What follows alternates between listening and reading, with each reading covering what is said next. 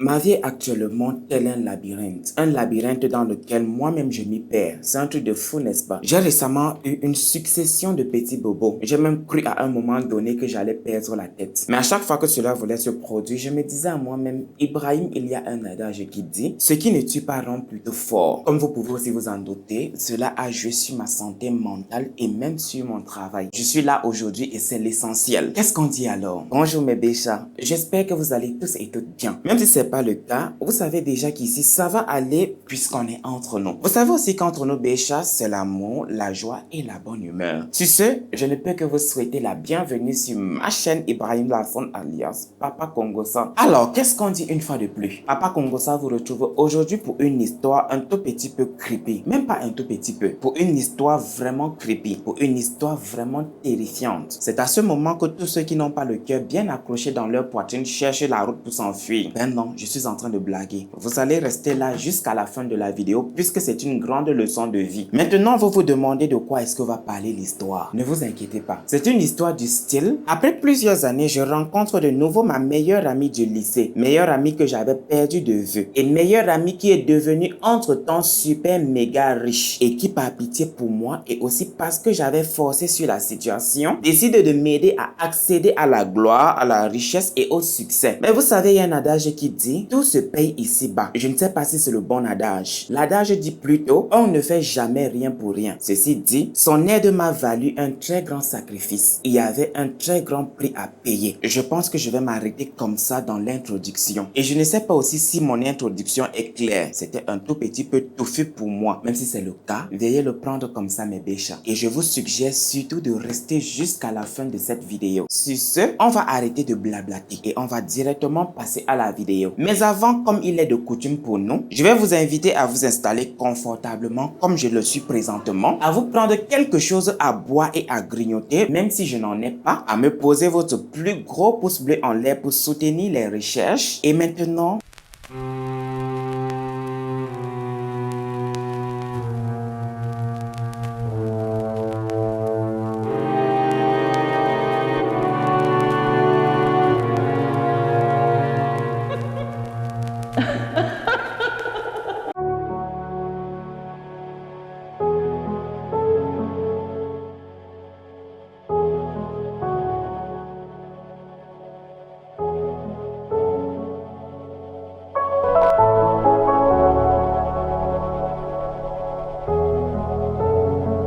L'histoire a été confiée par un pasteur congolais. Son intention est d'interpeller la jeunesse de cette époque. Son intention est de leur dire, ou du moins de nous dire, puisque je fais aussi partie de cette génération, qu'avec le diable, on ne négocie pas. Qu'avec le diable, on ne marchande pas. Qu'avec ce monsieur, soit c'est rouge, soit c'est noir. Il a dit l'avoir vécu en 2003 lors d'une mission prophétique à Lagos au Nigeria. Nigeria, pays de tous les phénomènes bizarres qui puissent exister. J'ai dit ça, je ne dis plus rien. S'il vous plaît, ne me prêtez surtout pas les mots. Et avant que certains ne se pointent en commentaire pour me dire et les nanani et les nanana, que c'est monté et que c'est descendu, laissez-moi vous dire que le pasteur a dit avoir été au Nigeria de 2000 jusqu'en 2003. Et comme il est de coutume pour ce genre de story, l'anonymat sera respecté. Aucun nom ne sera cité si ce n'est des noms d'emprunt. Pour alors entrer dans le vif du sujet, les acteurs principaux seront Ada et Esther. Et vous avez déjà compris ces deux noms d'emprunt. Ada sera la pauvre dans l'histoire. Esther sera celle-là qui a réussi dans la vie. Ada et Esther, pendant leurs années de collège et de lycée, étaient de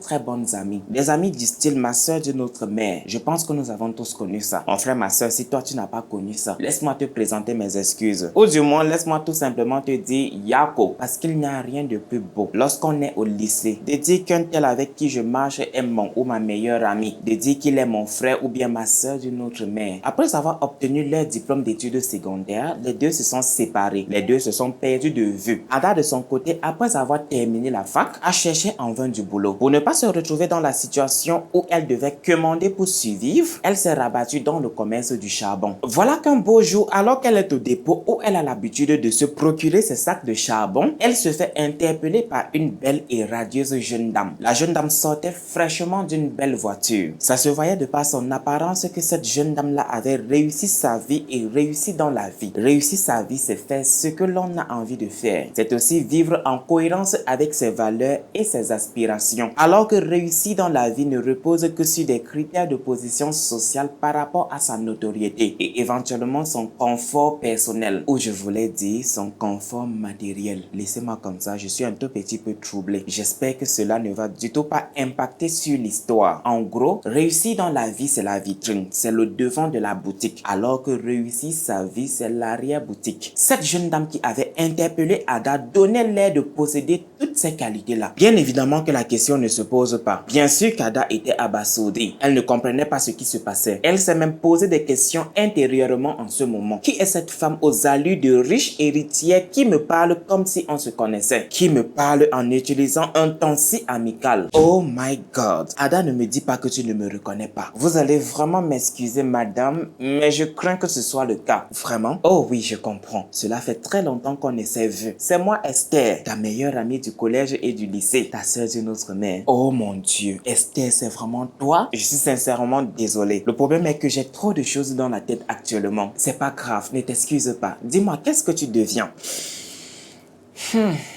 Qu'est-ce que je peux répondre à cette question-là? C'est vraiment très compliqué. Je vais te la faire courte. Tu vois, après les études, je n'ai pas pu trouver du travail. Voilà comment je me suis retrouvé dans la vente en détail du charbon. Je vais arrêter comme ça avec le dialogue, sinon ça va commencer à devenir très gênant. C'est alors qu'Esther lui fait comprendre que le dépôt de charbon où elle se ravitaille lui appartient, qu'elle a ouvert pour une tante qui était assise au village à ne rien faire de ses journées. Avant de se séparer ce jour, les deux amis se sont promis se revoir afin de rattraper tout le temps perdu. Est-ce que jusqu'ici, cette histoire vous inspire quelque chose? Est-ce que cela vous inspire un film? You're right, baby. Le légendaire et traumatisant film nigérian Le Club des milliardaires. Qui ici ne l'a regardé? My God, tu me fais honte là. S'il te plaît, toi qui ne l'as encore fait, mets pause sur cette vidéo, va sur YouTube, tape Le Club des milliardaires, visionne le film et reviens pour mieux suivre l'histoire, pour mieux comprendre l'histoire. Mais contrairement au Club des milliardaires, ici on ne pile aucun bébé. Mais vous allez voir que le sacrifice est tout autre. Attendez, il faut que j'arrête de vous spoiler l'histoire là. Voilà que le jour du rendez-vous arrive. Voilà que le jour où les deux amis doivent se voir arrive. Autour d'un verre, Ada veut tout savoir sur son amie Esther. Elle veut surtout savoir ce qu'elle fait dans la vie pour être aussi riche. Bien évidemment, Esther a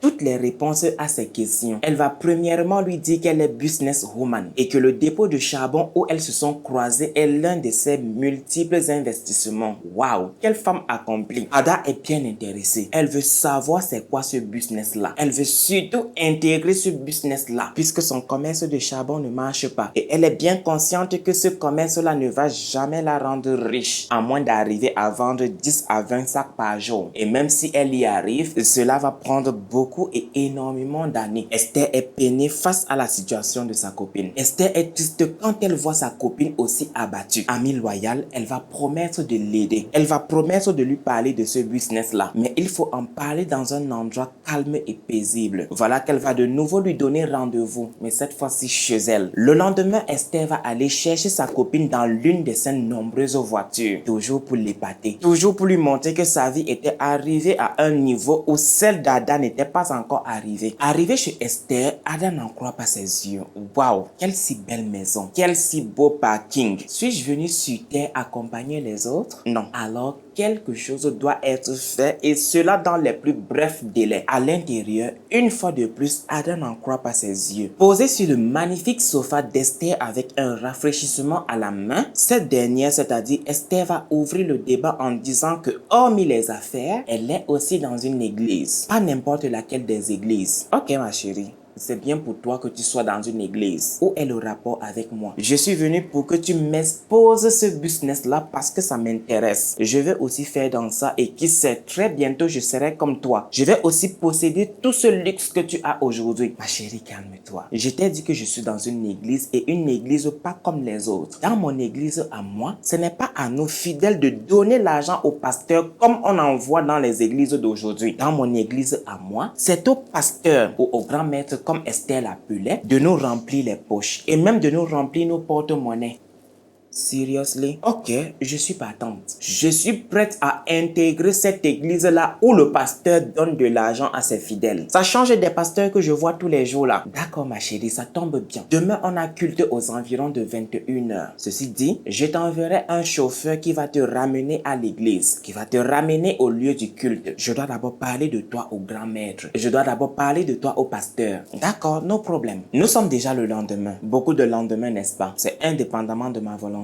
C'est l'histoire qui veut ça. Et nous allons respecter la chronologie de l'histoire. Tout se passe comme prévu. Tout se passe comme Esther avait dit. Mais malheureusement, ce jour, Ada n'a pas pu assister au culte. Pour la simple et bonne raison qu'elle devait d'abord s'entretenir avec le pasteur. Après le culte, Esther revient vers son ami pour lui dire qu'enfin, le pasteur veut s'entretenir avec elle. Oh my goodness. Enfin, il n'est pas trop tôt là. Enfermé dans le bureau avec l'homme de Dieu, celui-ci va lui demander pourquoi son église. Pourquoi est-ce qu'elle est là? Et bien évidemment, Ada ne va mâcher ses mots. Elle va dire qu'elle est là par le biais d'Esther et que cette dernière lui a vanté les mérites de cette église. Elle va aussi commencer à lui expliquer comment depuis ses études rien ne va dans sa vie, comment rien ne marche pour elle et comment elle a été agréablement surprise lorsqu'elle a vu son amie Esther. Pour finir, elle va dire au pasteur, puisque Esther lui a dit que dans son église les vœux se réalisent, qu'elle veut avoir le même train de vie que son amie, la cupidité. Je te comprends ma fille, je comprends ta frustration.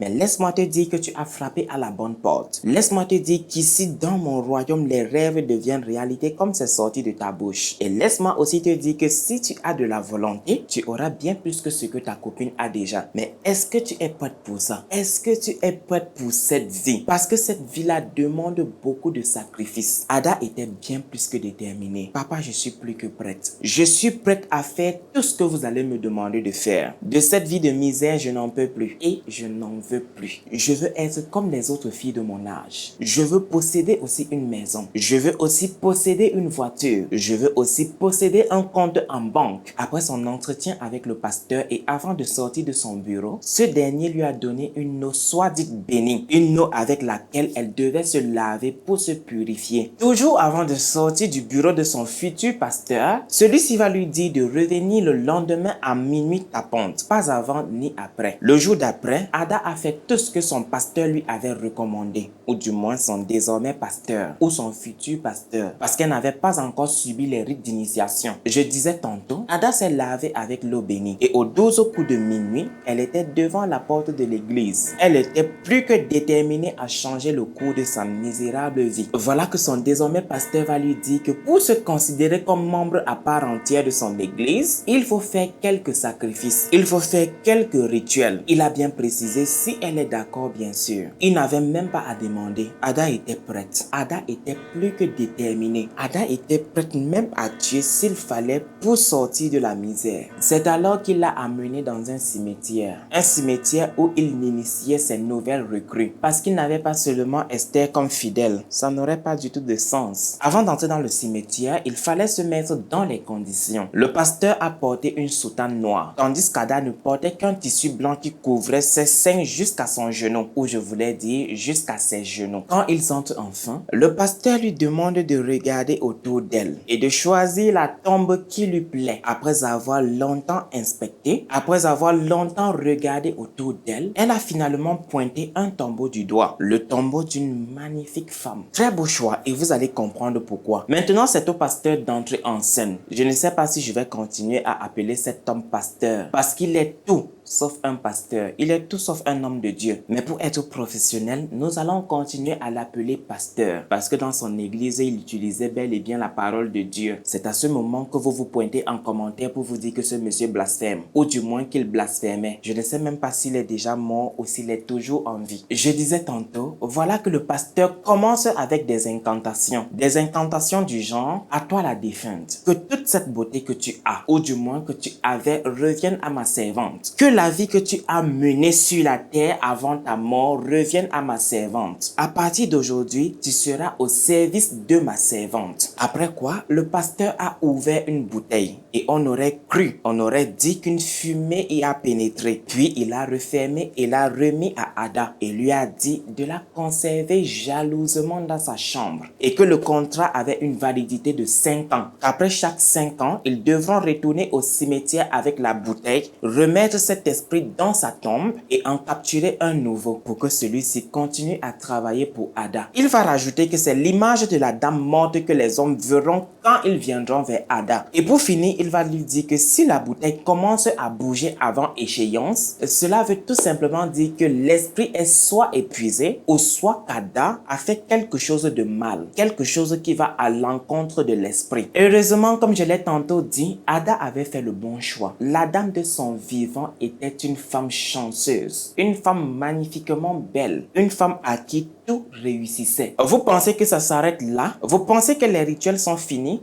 Ben non. Avec le diable, on ne fait jamais rien à moitié. Avec le diable, on va jusqu'au bout. Voilà qu'après avoir capturé l'esprit, il fallait maintenant faire un dernier rituel. Et le rituel consistait à enterrer Ada. Pas totalement, rassurez-vous. Sinon, elle n'allait du tout pas survivre. Le rituel consistait plutôt à enterrer son corps et à laisser sa tête dehors. C'est creepy, n'est-ce pas? Est-ce que vous êtes prêts à faire cela pour des biens éphémères? Pourtant, il y a des gens qui font bien plus que ça. Laissez-moi, avant de continuer, vous raconter une toute petite anecdote. Je ne sais même pas si c'est une anecdote. Dites-moi, est-ce que vous connaissez le rituel de richesse par le Lukudi? Bien sûr que non. Seuls les musulmans qui vont passer par ici vont comprendre de quoi je suis en train de parler. Maintenant, pour les curieux, le rituel de richesse par le Lukudi consiste à devenir riche grâce aux sourates et grâce au rituel magique. Et je peux vous assurer que les conditions pour accéder à la richesse grâce à ce rituel est super méga hard. Vous voulez que je vous donne un tout petit aperçu? Non, je vais vous laisser saliver. Maintenant, si vous voulez que je consacre toute une vidéo sur le sujet,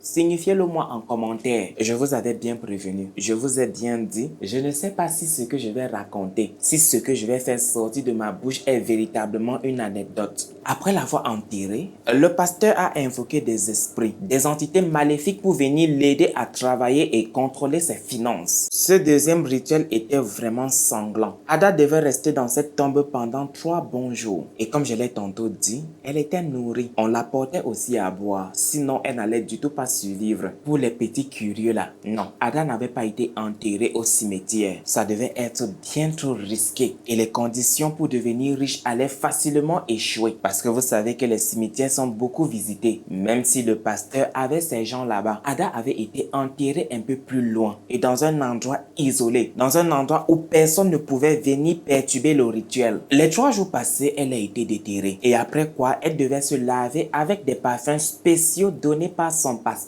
Oui, désormais c'était son pasteur. Elle avait rempli toutes les conditions qu'il fallait pour devenir membre à part entière, membre intégrante de l'église. Après s'être lavée avec tous ces parfums-là, la semaine qui a suivi, la vie d'Ada a complètement changé. Elle avait désormais la vie qu'elle voulait et la vie qu'elle méritait. C'est-à-dire belle maison, parking de voiture comme sa copine Esther, compte en banque et voyage aux 4 coins du monde. Tout cela pour impressionner le monde.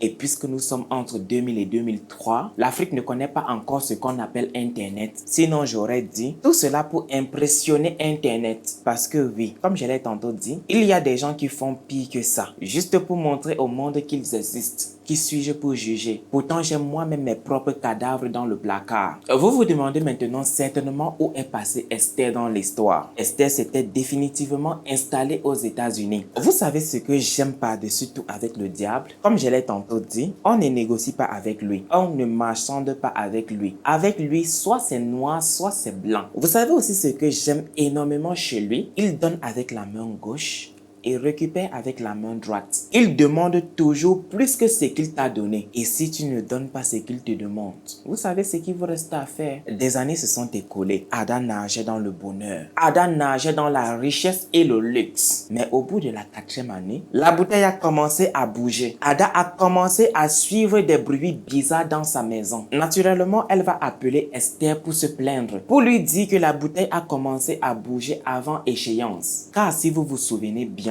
l'échéance de cet esprit était de 5 années. Mais l'esprit d'Ada avait commencé à bouger, avait commencé à faire des bruits bizarres dans la maison au bout de la 4e année. Ada avait certainement abusé de la gentillesse de l'esprit. Ada avait certainement fait ce qu'il ne fallait pas. Esther va lui dire, ma chérie, c'est toi la boss. C'est toi qui commandes cet esprit. Quand l'esprit commence à bouger, quand tu commences à entendre ces voix-là dans la maison, hausse le ton, gronde l'esprit, Gronde cette bouteille, c'est toi qui commandes. Eh oui ma chérie, ne te presse pas s'il te plaît. Laisse-moi un peu de temps, je vais réserver un vol et je te retrouve à Lagos et on va aller voir le grand maître ensemble. Voilà, en attendant qu'Esther arrive au pays, Ada a appliqué les conseils d'Esther et ça marchait plutôt bien. Sauf que lorsque Esther arrive au pays, le jour même où elle devait aller chez le pasteur, la bouteille par maladresse ou bien par malchance pour Ada dégringole où elle était posée et se fracasse au sol. Comme vous l'aurez compris, l'esprit va s'échapper. Et tout d'un coup, et voilà que d'un coup, la magnifique Ada a mystérieusement vieilli. Quand je dis vieilli, ce n'est pas comme si son corps s'est affaissé et elle a commencé à marcher avec le bâton.